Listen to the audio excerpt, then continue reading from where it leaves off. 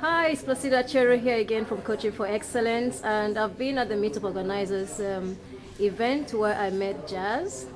Hi Placida. Hello. And he shared some amazing tips which, I said he must share to my audience. So Jazz, fire on. Well, I'm at the Meetup Organisers group, which is where I've met Placida, and I've been talking about how people can arrange meetings and gatherings that are a bit more effective. And my background is somewhat in business and in social media. I've been using Meetup and other social platforms for quite some time, so I've got awareness of where things don't work and where there are actually things that people can use, but people just don't know that they're there to help them improve the effectiveness of their meetings. The primary area where I've been looking at is Meetup and looking at how people can improve their experience there. And fundamentally, it really comes down to understanding how people collaborate with one another. And collaboration of any kind, it boils down initially to connection. The first step is always connection. If you haven't got a great connection with people through the atmosphere you create in a meeting or the way you originally get in touch with someone, you're not going to be able to go on to the next step, which is conversation. And of course, conversation without any kind of connection tends not to go very far. Conversation, though, is the step that you need to take in order to go on to actually cooperating with people.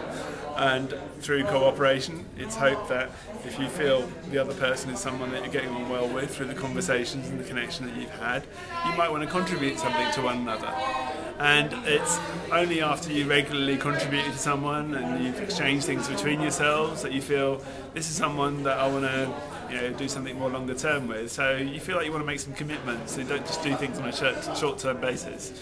And that's usually where you commit to a project that you want to do for the long term. You agree that you're going to collaborate on something bigger, something that's going to be done over months or maybe even a year. So you step into a form of collaboration and you choose to create something and create something that ultimately you want to communicate to the world. And that's really how the cycle of collaboration goes. You start with a connection, you have a conversation, you choose to cooperate on something, then you go on to exchange or contribute to one another, and at that point you choose to commit to something longer term and you collaborate on creating something that you want to share with the world and communicate out into the world. And it's at that point that when you communicate out into the world that you hopefully will start to connecting to a much bigger audience, and you're back at the beginning of the cycle, but you're connecting to people not just who are in front of you but maybe beyond you out there in the world, and you've got a virtuous cycle. What you're going to be watchful of, though, is if you find that you're stuck at any stage, like for example you're trying to cooperate with someone but it's just not working out, then it's probably because one of the earlier steps in the sequence of the cycle just were not respected. So before cooperation is conversation, it might be that you've just not had the right kind of conversations. And if that's not the case and you've had lots of conversations, then it might be that the connection that you've got between one another is just not the right kind for you to work with one another.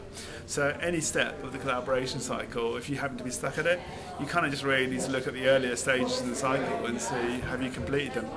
If you actually want to get any more information about this, let Placida know. I'm sure she'll put you in touch with all the resources you need to know.